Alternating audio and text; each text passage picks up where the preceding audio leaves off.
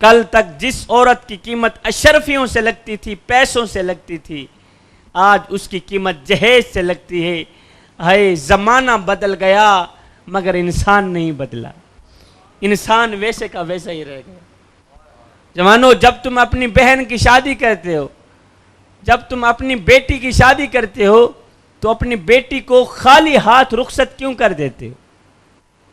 انتانو جس نے 20 سال تمہاری خدمت کی، 20 سال تمہارے ساتھ گزارے، تو جب اس کی رخصتی کا وقت آیا ہے تو تم نے اس بیٹی کو خالی ہاتھ رخصت کر دیا، اور کچھ دے کر رخصت کیوں نہیں کیا؟ آپ سوچ رہے ہوں گے شاہ جی الحمدللہ ہم نے تو اپنی بیٹی کو سب کچھ دیا ہے، ہم نے اپنی بیٹی کو زمین کا ٹکڑا بھی دیا ہے، زمین کا حصہ بھی دیا ہے، ہم نے اپنی بیٹی کو 4 ٹرک جہیز کے بھی دیے ہیں، 4 ٹرک سامان کے بھی دیے ہیں، سونا دیا ہے، زیور دیا ہے، ہم نے تو الحمدللہ اپنی بیٹی کو سب کچھ دیا ہے۔ میں نے کہا میاں تو نے سب کچھ دیا، تو نے اپنی بیٹی کو زمین کا ٹکڑا بھی دے دیا، تو نے اپنی بیٹی کو 4 ٹرک جہیز کے بھی دے دیے، تو نے اپنی بیٹی کو سامان بھی دے دیا، اور تو نے اپنی بیٹی کو جہیز بھی دے دیا۔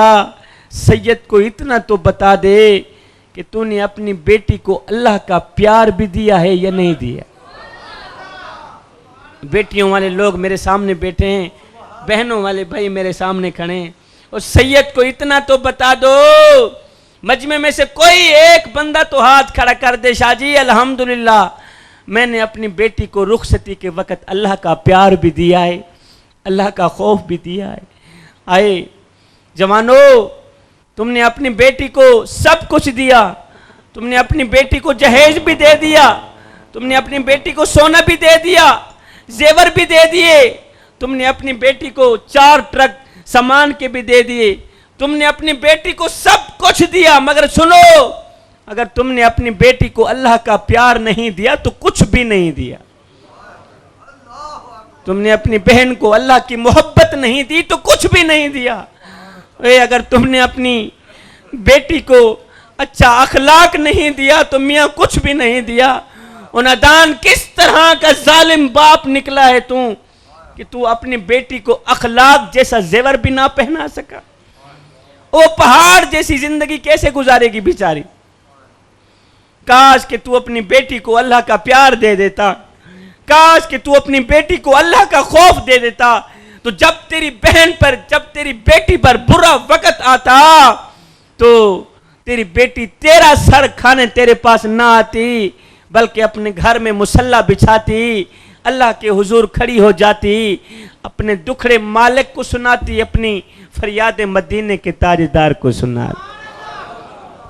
اور آج معاشرے کا ایک یہ روگ بھی ہے، آج کافی لوگ کہتے ہیں نا جی ہمارا جو داماد بننے والا ہے نا وہ ڈاکٹر ہے، ہمارا جو داماد بننے والا ہے وہ انجینئر ہے، ہمارا جو داماد بننے والا ہے وہ پیسوں والا ہے، وہ فیکٹریوں کا مالک ہے، وہ ملوں کا مالک ہے، وہ زمیندار ہے، وہ دولت مند ہے۔ میں نے کہا تیرا داماد سب کچھ ہے، وہ فیکٹریوں کا مالک بھی ہے، وہ ملوں کا مالک بھی ہے، وہ ڈاکٹر بھی ہے، وہ انجینئر بھی ہے، وہ سب کچھ ہے، مجھے یہ بتا کہ وہ انسان بھی ہے؟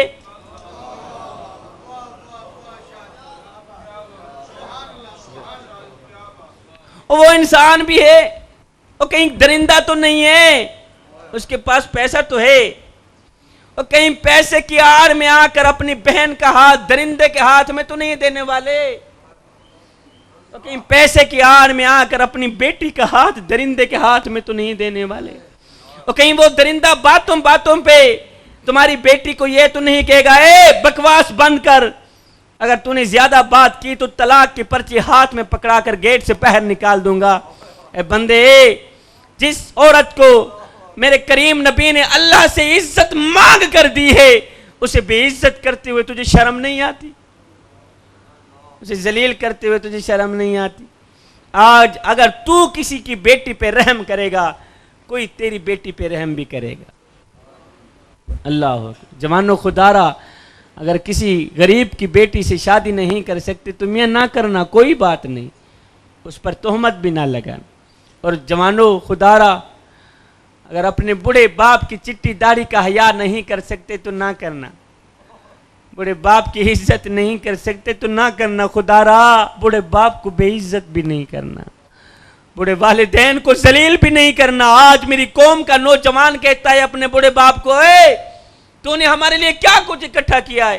وہ خدا بخش مرا تھا، اپنی اولاد کے لیے مربع چھوڑ کے گیا، زمینیں چھوڑ کے گیا، جائیدادیں چھوڑ گیا، اور تو نے ہمارے لیے کیا کچھ اکٹھا کیا؟ میں نے کہا نادان، تیرے بڑے باپ نے غربت میں آ کر اپنے منہ سے نوالا نکال کر تیرے منہ میں ڈالا، اپنی رگوں سے خون نکال کر تیری رگوں میں ڈالا. اور اگر تو عقل مند ہے، اگر تو حضرت انسان ہے، تو پھر سن، تیری جوانی ہی تیرے باپ کے لیے سب سے بڑا خزانہ ہے. تیری جوانی ہی تیرے بڑے باپ کے لیے سب سے بڑا سرمایہ ہے. تو جب میری قوم کا نوجوان اپنے بڑے والدین کو کہتا ہے نا، اوے بدبختو، تم نے ہمارے لیے کیا کچھ اکٹھا کیا، کیا کچھ بنایا، تو آگے غربت کے مارے والدین، بڑے والدین رو کر کہتے ہیں، بیٹے اساں کیا ہیں، کیا اوقات سڈی سڈے کول ہے، کیا تے کو کیا دے سوں، اسا رول ملنگا، اسا آپ تو تنگ ہے گال صفا تے کو کیا دے سوں، وہ یہ سب بکھے پیاسے لوگ ہی سے سکنا ازمات تے کو کیا دے سوں، وہ ساڑے تساوی شاکر اپنے نہیں، تو آپ دے ساتھ تے کو کیا دے سوں.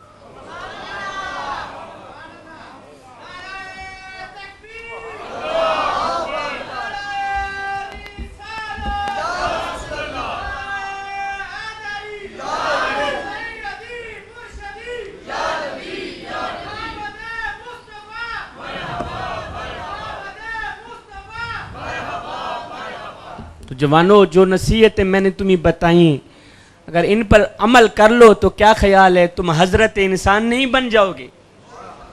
تم اللہ کے ولی نہیں بنو گے کیا؟ تم پھر کیا اللہ کے محبوب نہیں بن جاؤ گے؟ جوانو، خدا را کسی کو نفع نہیں دے سکتے تو نہ دینا، کسی کو نقصان بھی نہ. کہ بلا ہم سارا سب کام کرتے ہیں، ہمارا دل کرتا ہے، بڑے باپ کی چٹی داڑھی کا حیا کرنے کا دل کرتا ہے، ہمارا بڑے باپ کی خدمت کرنے کا دل کرتا ہے، لیکن کیا کریں، ہمارے اندر یہ جو شیطان بیٹھا ہوا ہے نا، یہ ہمیں کچھ بھی نہیں کرنے دے رہا. جوانو، میں یہ بھی بتاتا چلوں، اس شیطان کو گرفتار کر لو، نہیں تو یہ تمہیں گرفتار کر لے. اس شیطان کو مار دو، نہیں تو یہ تمہیں مار دے گا. اقبال نے کیا خوب لکھا تھا کہ ایسا نہیں کہ نفس کا شیطان مر گیا، ارے شیطان تو ہے زندہ، انسان مر گیا، سجدوں پہ سر جھکانے کی فرصت نہیں رہی، مومن کی روح میں بسا مسلمان مر گیا، ارے مسجد تو پکی بن گئی اور شاندار بھی کچی ہے رب سے چاہتے، ایمان مر گیا، حیرت ہے تیری قسمت پہ اے اقبال، پیدا ہوا تھا خوشنما ویران مر گیا. جوانو، اس دنیا کی روئے زمین کے اوپر پھولوں کا بنا ایک بستر سجا ہے، جسے ہم لذتوں کا بستر کہتے ہیں، خواہشات کا بستر کہتے ہیں. جوانو، خدا را اس لذتوں سے بنے بستر کے اوپر کبھی نہ سونا. اگر ایک پل کے لیے بھی تمہاری آنکھ لگ گئی تو یاد رکھنا، نہ دنیا کے رہو گے نہ ہی آخرت کے رہو گے. وہ ایک بادشاہ تھا، ماشاءاللہ پڑھے لکھے لوگ میرے سامنے بیٹھے ہیں، وہ کہہ رہے ہوں گے کہ شاہ جی آپ تو بار بار حکایات ہی پڑھ رہے ہیں، میں کیا کروں، جوانوں کو سمجھانے کے لیے مجھے مختلف حکایات کا سامنا کرنا پڑا. وہ ایک بادشاہ تھا، وہ پھولوں کی سیج پہ سویا کرتا تھا، پھولوں کے بستر کے اوپر سویا کرتا تھا.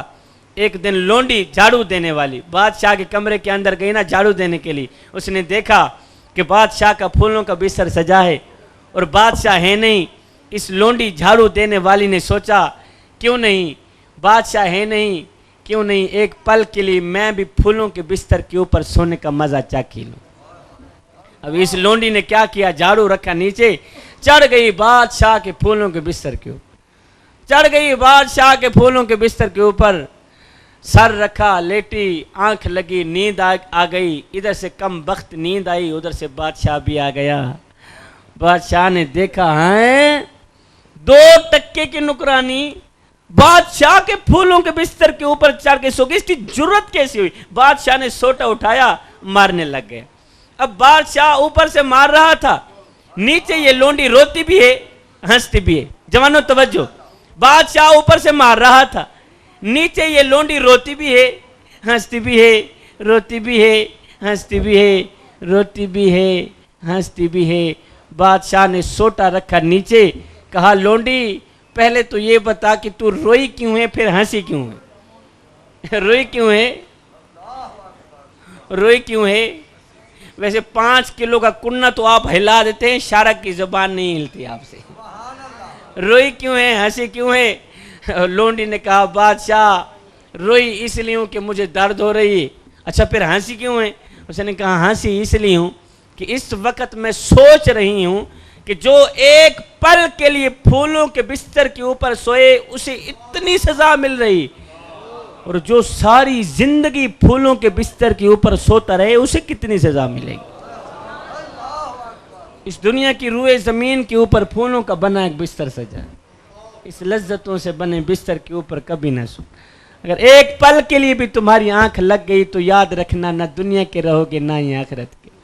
جوانو آؤ میں تمہیں ایک میٹھی سی سادے لفظوں میں حدیث پاک نہ سنا دوں۔ میرے میٹھی سی حدیث ہے، جب میں سناتا ہوں میرا منہ میٹھا ہو جاتا ہے، جان میں جان آ جاتی ہے۔ اللہ اکبر۔ سنیے، میرے کریم نبی نے فرمایا جوانو دل کے کانوں سے سنیے گا، اگر تم اس حدیث پہ عمل کر لو، اگر ایک بار سنیں جان میں جان آ جائے تو پھر یاد رکھنا نماز کبھی نہ چھوڑنا، مجھ سے پہلے وعدہ کریں۔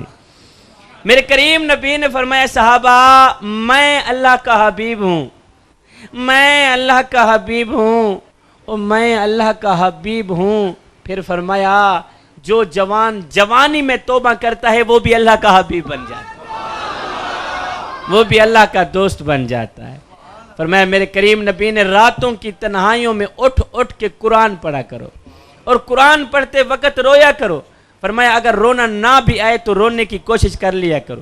حضرت داتا علی حجویری سے پوچھا گیا حضرت اگر رونے کی کوشش کریں پھر بھی رونا نہ آئے تو کیا کریں؟ آپ نے فرمایا پھر اپنے مقدر پہ رویا کرو۔ اتنے سنگ دل ہو گئے ہو کہ آنکھیں آنسو بہانا بھی چھوڑ گئی ہیں۔ جوانوں یہ زندگی کے لمحے تمہارے اور میرے لیے غنیمت ہیں، انہی لمحوں میں ہم کچھ کر لیں، انہی لمحوں میں کچھ اکٹھا کر لیں۔ اور ہاں میرے معاشرے میں ایک گندی سی عادت پھیلی جا رہی ہے، وہ یہ ہے کہ وہاں کی بات سن کر یہاں لگانا، یہاں کی بات سن کر وہاں لگانا، پھر دونوں بھائیوں کو آپس میں لڑانا، دونوں بھائیوں کو آپس میں جدا کر دینا، یہ تجھے زیب نہیں دیتا۔ تو حضرت انسان ہے، انسانوں والا کام کیا کر۔ کیا غیبت کرنا تجھے زیب دیتا ہے؟ اور کیا دوسروں کے عیبوں کو اچھالنا تجھے زیب دیتا ہے؟ انسان نے کوئل سے پوچھا اگر تو کالی نہ ہوتی کتنا اچھا ہوتا۔ جوانوں آخری بات واز ختم۔ انسان نے کوئل سے پوچھا اگر تو کالی نہ ہوتی کتنا اچھا ہوتا۔ پھر انسان نے ایک دن سمندر میں بہتے پانی سے پوچھا اوے اگر تو کھارا نہ ہوتا کتنا اچھا ہوتا۔ پھر انسان نے گلاب کو اٹھایا تلی پہ رکھا، پوچھنے لگا اوے اگر تیرے اندر یہ کانٹے نہ ہوتے تو کتنا اچھا ہوتا۔ تینوں بول اٹھے اے انسان اگر تیرے اندر دوسروں کے عیب ڈھونڈنے کی عادت نہ ہوتی تو کتنا اچھا ہوتا۔ آج کا انسان دوسروں کے عیب ڈھونڈنے کی کوشش کرتا ہے لیکن اپنے گریبان میں جھانک کر کے نہیں دیکھتا کہ میرے اندر بھی کوئی عیب ہے یا نہیں۔ اگر ہمیں اپنے گریبان میں جھانکنا آ جاتا سارے مسئلے حل ہو جاتے۔ جوانوں یہ زندگی کے لمحے میرے اور آپ کے لیے غنیمت ہے، انہی لمحوں میں ہم کچھ کر لیں، انہی لمحوں میں کچھ اکٹھا کر لیں، انہی لمحوں میں خدا کی یاد اور محبت کے دیے اپنے دل میں جلا لیں۔ معلوم نہیں پھر فرصت ملے نہ ملے، کوئی بن گیا رونق پکھیاں دی، کوئی چھوڑ کے شیش محل چلیا، کوئی پلیا ناس تے نخریاں وچ، کوئی ریت گرم تے تھل چلیا، اور کوئی بھول گیا مقصد آمن دا تے کوئی کر کے مقصد حل چلیا۔ اتھے ہر کوئی فرید مسافر ہے، کوئی اج چلیا تے کوئی کل چلے۔ اللہ تعالیٰ میری حاضری قبول فرمائے۔ فقیرانہ آئے صدا کر چلے، نمازی بنو تم دعا کر چلے۔ آمین وما علینا الا البلاغ۔